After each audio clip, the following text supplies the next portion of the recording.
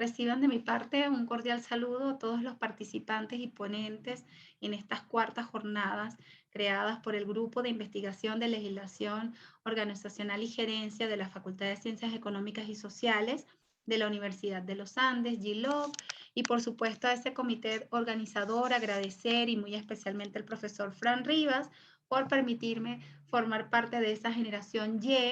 Y, quienes en estos días vamos a procurar hacer algunas reflexiones interesantes, no solamente desde el punto de vista académico, sino también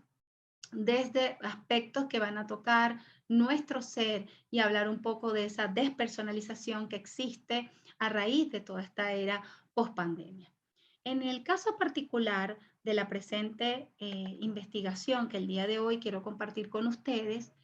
se hace mención a lo que es un concepto histórico que se encuentra presente en todas nuestras vidas y de cómo una simple actividad que viene no solamente a satisfacer las necesidades del hombre, sino también a generar un impacto social, se ha transformado y se ha configurado bajo una figura que permite un cierto dominio o control por parte de los estados que la implementan. Todo esto, por supuesto, haciendo referencia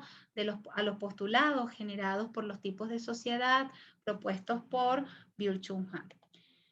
el nuevo filósofo surcoreano, de los cuales muchísimos hablan y nosotros también en esta oportunidad vamos a hacer algunas consideraciones especiales. Entonces, el título de la investigación es Del trabajo al teletrabajo post-pandemia, reflexiones desde Byung-Chul Han.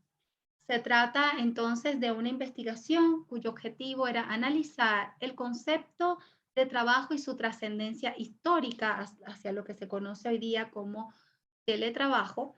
y cómo una sociedad busca adaptarse a una nueva realidad post-pandemia que ha sido utilizada como mecanismo de control por parte de no solamente los patronos, sino también de ese tipo de sociedades y que se ha mantenido por muchos años. En este caso, tenemos que hablar de que particularmente a partir de marzo del año 2020 cambia la perspectiva o las visiones que se manejaban en las organizaciones, en los estados, en el sistema, implementado por una inesperada pandemia originada por el virus o el coronavirus, y que genera para todos una inestable o la posible reestructuración de las bases que se encontraban socialmente estructuradas. Es por ello que se habla de que es a través del mundo laboral donde surge un inicio, un comienzo, un esbozo de lo que es la despersonalización del ser a través de esas actividades que genera el hombre. Byung-Chul Han reflexiona y hace referencia a cómo cuando un concepto es considerado netamente de carácter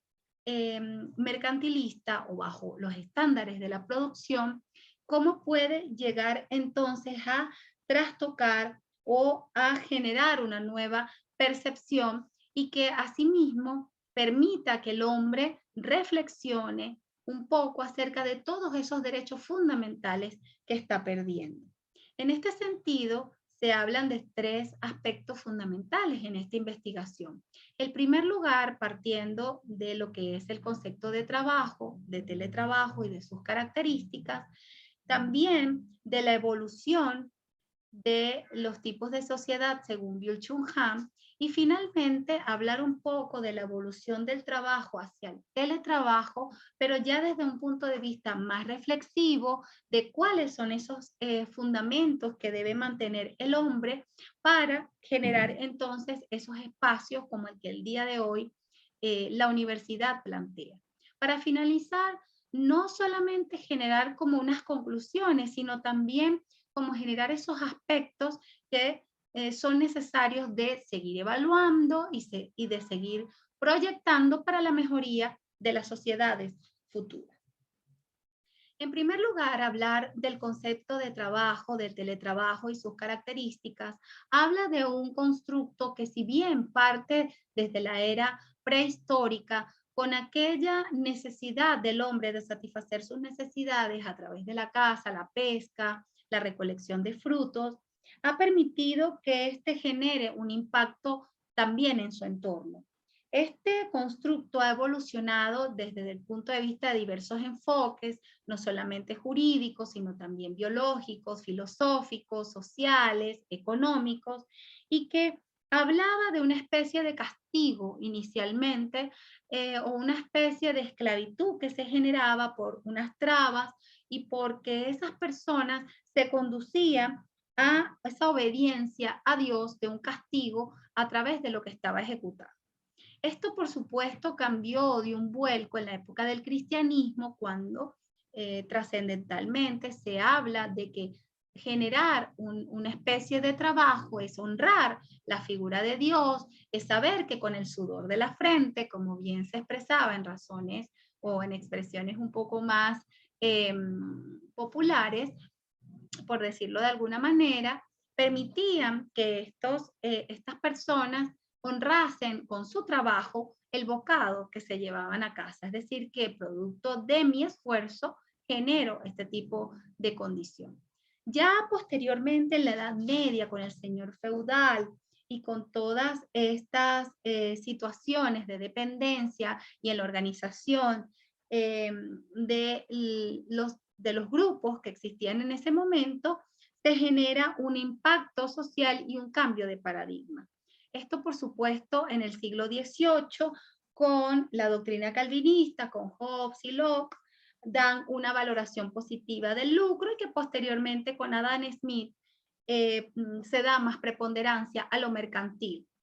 a lo abstracto y a lo distante de lo humano.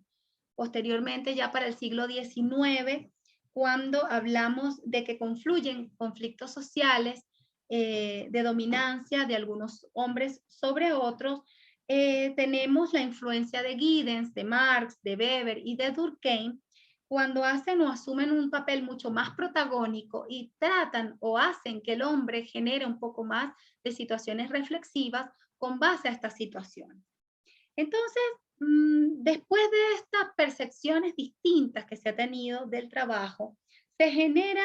esa condición de que no solamente viene a permitir, o no solamente permite la generación o la consecución de un bien para el hombre, de una producción también, sino también de una especie de satisfacción y motivación. Y es en ese punto particular cuando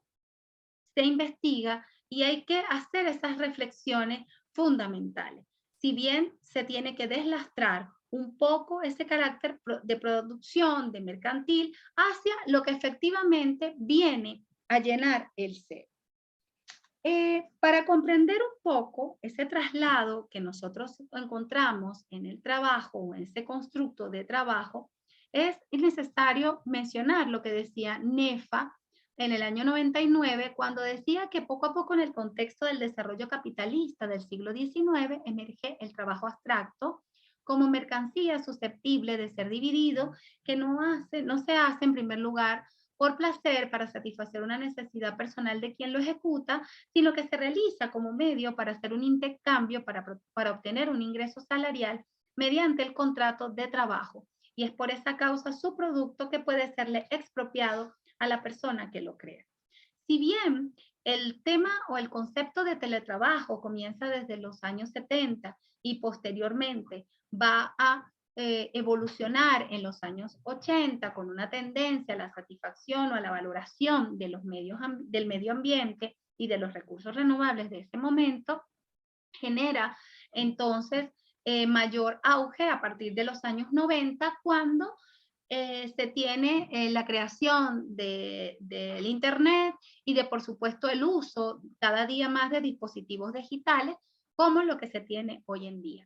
Esta especie o este constructo de teletrabajo, que si bien habla de dos características fundamentales y que hoy día persisten en las denominaciones o en las instancias legales o jurídicas de diversas naciones, tanto de Estados Unidos como de Europa, y en el caso de Latinoamérica, que puntualmente lo voy a mencionar, parte de hacer referencia a lo que es el remote working, que es teletrabajo o trabajo a distancia, del teledesplazamiento, del networking, de trabajo en red o del home office, que es el trabajo remoto desde casa, y el del flexible working, que es un trabajo flexible. Pero a partir de esas terminologías, nosotros vamos a encontrar en el Congreso de Colombia que habla de que son actividades remuneradas o prestación de servicios a terceros, utilizando como soporte las tecnologías de la información y la comunicación.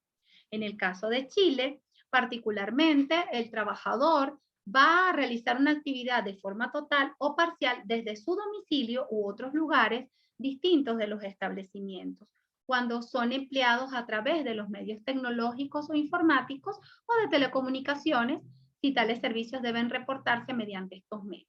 Si bien Chile plantea la ley 21.220, tuvo una gran connotación a raíz de la era post-pandemia y algunas consideraciones que fueron ingresadas desde el año pasado al Congreso, cuando efectivamente un grupo de trabajadores considera que hay algunos aspectos que se deben evaluar. En el caso de Argentina, perdón, habrá contrato de teletrabajo cuando la realización de actos, ejecución de obras o prestación de servicios sea ejecutada total o parcialmente en el domicilio de la persona que trabaja o en lugares distintos mediante la utilización de tecnologías de la información y comunicación. ¿Pero qué ocurre? En el caso de Venezuela, muy puntualmente. En el caso de Venezuela, no se tiene una legislación especial en este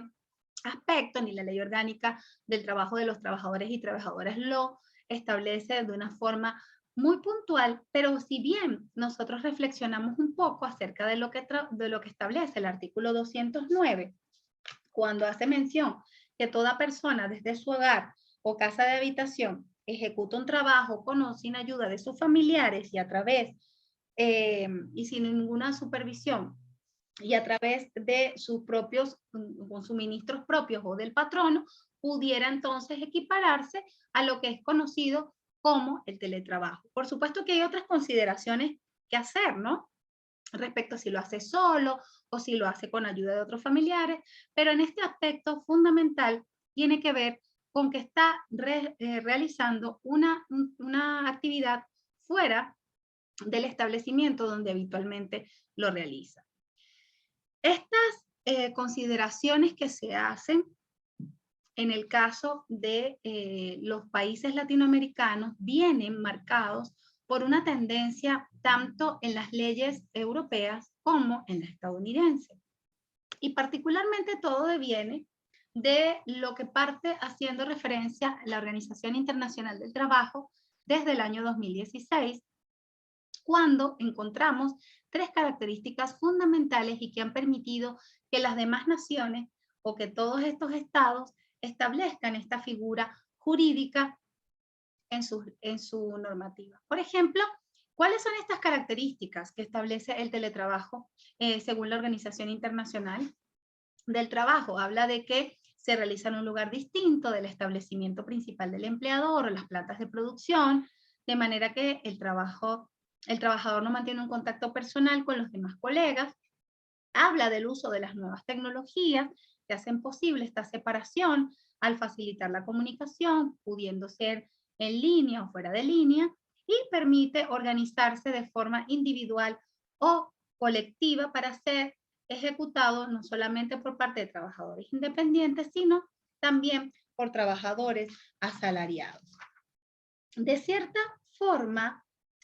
todos estos conceptos que nosotros encontramos de lo que es teletrabajo hace referencia a las características que acabo de mencionar porque se presentan en cada uno de estos. Lo que quiere decir que hay un modelo que se siguió, que hay un modelo que está perpetuado durante mucho tiempo y que bajo esta figura permite que el hombre de alguna manera sea dominado a través de su patrono, pero con el uso de la tecnología de una forma un poco menos visual de una explotación y de una producción, pero que lo mantiene arraigado a una determinada situación. ¿Qué es lo que hace pensar esto? Si bien partimos de un concepto que ha evolucionado, básicamente hablando de un cambio de modalidad, de cómo lo voy a ejecutar y en qué medios y bajo qué situaciones, Byung-Chul Han ha sido partícipe de hablar de esa finitud que tiene el individuo y de todos los aspectos a considerar hoy día partiendo de lo que es trabajo. Es decir, que este filósofo surcoreano, haciendo unas críticas al neoliberalismo y esos sistemas impuestos, hace mención a que todos esos mecanismos de control que existen y que han sido generados desde hace muchos años provienen básicamente de lo que es la actividad que ejecuta el hombre y de lo que es el trabajo. Él hace mención de que existe un traspaso de lo que fue la sociedad disciplinaria, una sociedad arraigada a los medios de producción o a la producción y netamente mercantilista, a una sociedad agotada, cansada, desgastada y supremamente controladora del ser. Hoy en día se pasa de esa sociedad disciplinaria a una sociedad del cansancio con un eslogan, por llamarlo de alguna manera, de todo lo puedo y de una explotación del hombre por sí mismo. Han hace una de las reflexiones que más han impactado, tomando en cuenta este ensayo del filósofo, cuando habla de que la automotivación y la auto-optimización hacen que el dispositivo neoliberal de felicidad sea muy eficaz. Nosotros, los individuos, no nos estamos dando cuenta de que estamos explotándonos voluntariamente y creyendo que esto nos permite alcanzar la realización. Es decir, que hablamos de que no hay una libertad que se reprime, sino que se explota. Y pareciera que no siquiera estamos conscientes de un sometimiento. El imperativo de ser feliz genera una presión que es más devastadora que el imperativo de ser obediente. Han hace mención a esos traspasos, a esas distintas sociedades, pero hace referencia fundamentalmente a que es a través del trabajo donde el hombre se encuentra mayormente controlado. Con la era pospandemia, con mucha consideración y desde una perspectiva que no ha sido o evaluada por el propio trabajador y mucho menos ha sido refutada a aquellos estados, a aquellos patronos que lo implementan y que por supuesto se va postergando con el tiempo. ¿Qué pasa con ese dinamismo social? Él habla que los estados a través de sus normativas, como bien anteriormente lo mencioné, establecen figuras laborales y nuevas estructuras tales como el trabajo y que todo deviene de Jack Niels en el año 1970 con los ataques a las Torres Gemelas posteriormente en el 2001. Él habla que la comunicación digital no solo asume forma de espectro, sino también de virus. Es infecciosa porque se produce inmediatamente en el plano emotivo o afectivo. Nosotros necesitamos producir, necesitamos sentirnos útiles, necesitamos saber que nos hace crecer como persona el hecho de que podemos generar más y mayor cantidad de actividades. Y eso deviene a estar supeditado a una producción. Lo que a su vez genera una disputa en el mismo ser, ya que ese hombre se siente libre y capaz de ejecutar todo lo que se propone, así no sea de forma directa, y de basarse en que nada es imposible, lo convierte en un sujeto de rendimiento, diferenciándolo de un sujeto de obediencia.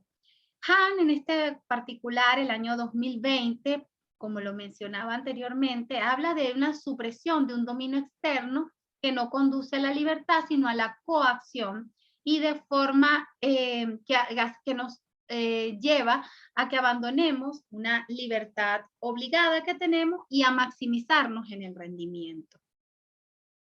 ¿Qué ocurre con esto? Que se genera un escenario perfecto, un surgimiento de una especie de control sin forma visible de coacción externa, porque básicamente los estados lo imponen a través de modelos generados desde los Estados Unidos, desde Europa, por las organizaciones y posteriormente reflejados en nuestras normativas existentes y vigentes e impuestas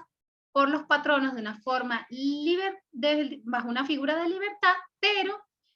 sin ningún tipo de control y que genera a su vez ciertas situaciones que no hacen más, según Han, lo que expresa luego de la pandemia o de ese leviatán sanitario que nosotros vivimos a partir de marzo del año 2020, supeditados entonces a ello.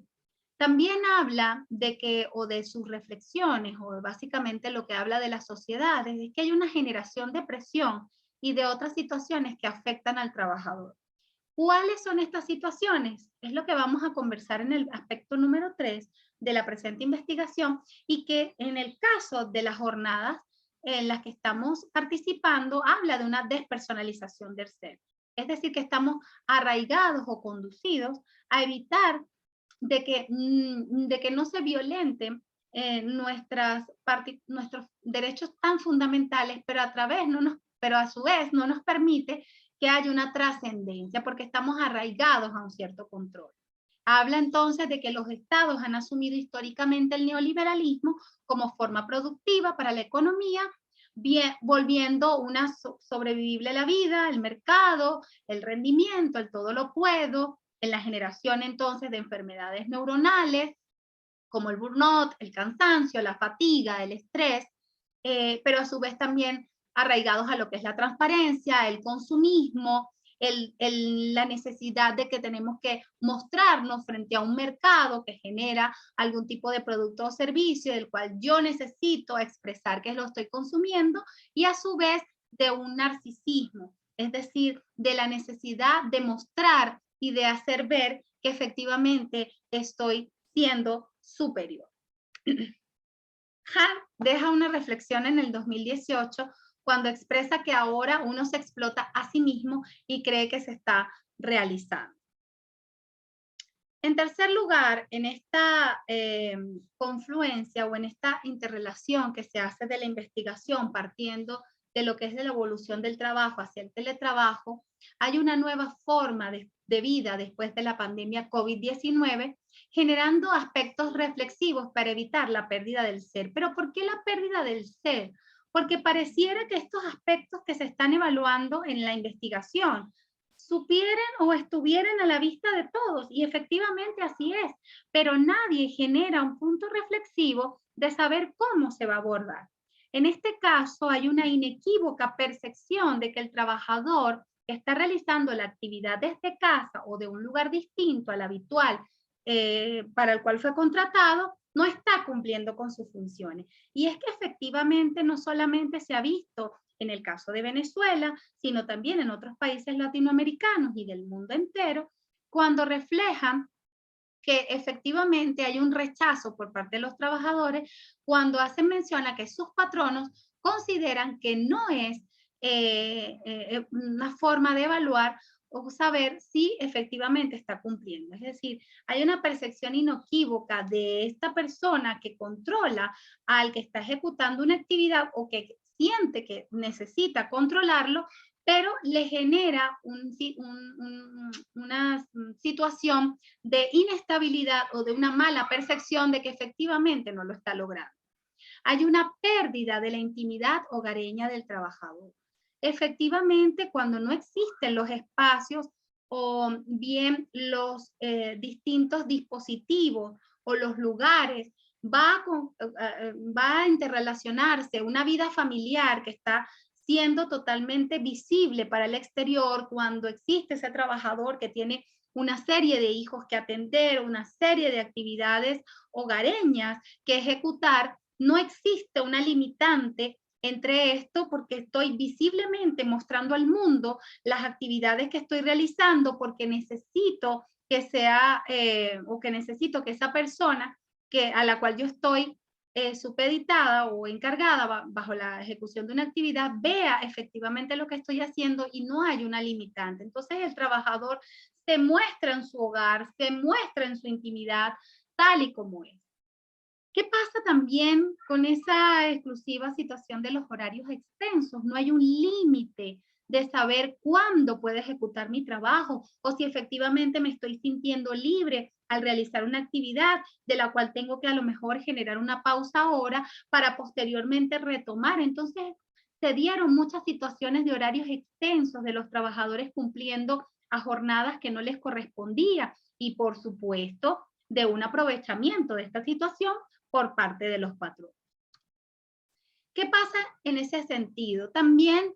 se genera una vulnerabilidad en cuanto a normas que fijan el establecimiento de pagos o de bonos por alimentación, accidentes de trabajo, bonos por desempeño, también por comisiones de venta. Una de las reflexiones que se hacen es que, bueno, hay una trascendencia del trabajo al teletrabajo, pero simplemente es una modalidad.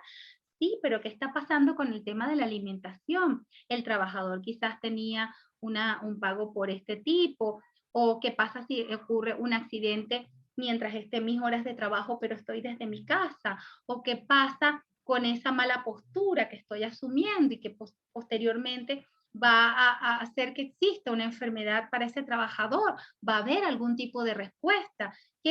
¿Cómo garantizamos que efectivamente el patrono va a ayudar a ese trabajador con distintos medios y recursos a que esto no se genere? También hay un tema de que se evite el cumplimiento de actividades, y eso tiene que ver con lo que mencionábamos anteriormente, en horas distintas a las que estén fijadas en su jornada, en caso de que haya alguna situación que afecte la normal conexión. Bueno, en este particular hay muchos casos de trabajadores que debían conectarse a unas deshoras de su jornada habitual por una situación que es totalmente ajena, por casos fortuitos o de fuerza mayor, y que por supuesto no se corresponden con una responsabilidad directa del trabajador. Entonces, en este caso, existe un aprovechamiento por parte de ese patrón. También hay una falta de supervisión y fiscalización por parte de organismos reguladores. No existen tales instancias, por ejemplo, en el caso venezolano, ni tampoco en el caso chileno. No existe una supervisión efectiva o unas personas encargadas de que velen por el cumplimiento tanto del rendimiento del trabajador como de esos espacios que se deben garantizar para esa ejecución. También